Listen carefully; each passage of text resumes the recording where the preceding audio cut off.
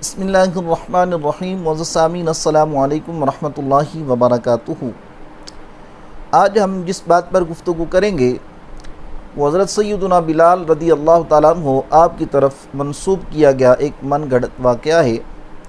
جس کو عوام الناس جو ہے وہ بھی بڑی کثرت کے ساتھ ایک دوسرے کے ساتھ بیان کرتی ہے، اور اسی طرح خطباء حضرات جو ہیں وہ بھی اس واقعے کو اپنے خطابوں کی زینت بناتے ہیں۔ اور وہ واقعہ یوں ہے کہ بیان کیا جاتا ہے کہ سیدنا بلال رضی اللہ تعالیٰ عنہ آپ کی زبان کے اندر لکنت تھی،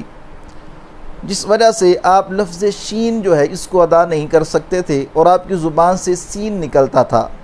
تو اشہدو یہ لفظ آپ صحیح ادا نہیں کر سکتے تھے۔ تو اس بنا پر جب آپ کو اذان دینے سے روکا گیا تو آپ نے جب ایک مرتبہ اذان نہ دی تو سورج ہی نہ نکلا، یعنی سورج طلوع نہ ہوا۔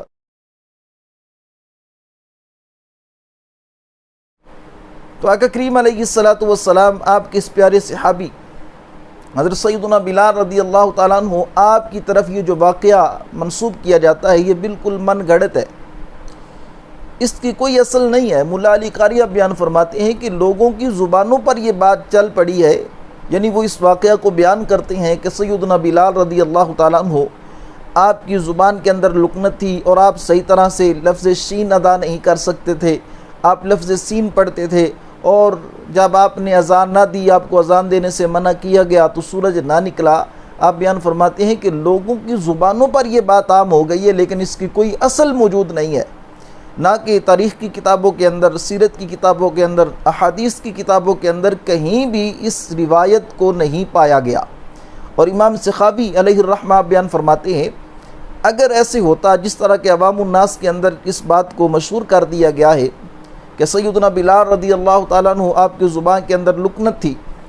اور آپ سے لفظ شین ادا نہیں ہوتا تھا، آپ سین پڑھتے تھے، کہ اگر ایسا کوئی واقعہ اس دور کے اندر ہوتا حضرت بلال رضی اللہ تعالیٰ عنہ آپ کی زبان کے ساتھ،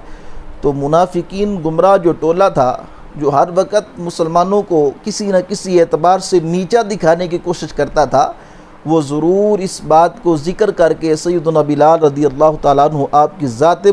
مبارکہ پر کسی نہ کسی طرح چیکڑ اچھالتے۔ اور خطباء حضرات کو بھی یہ بات سوچنی چاہیے کہ آپ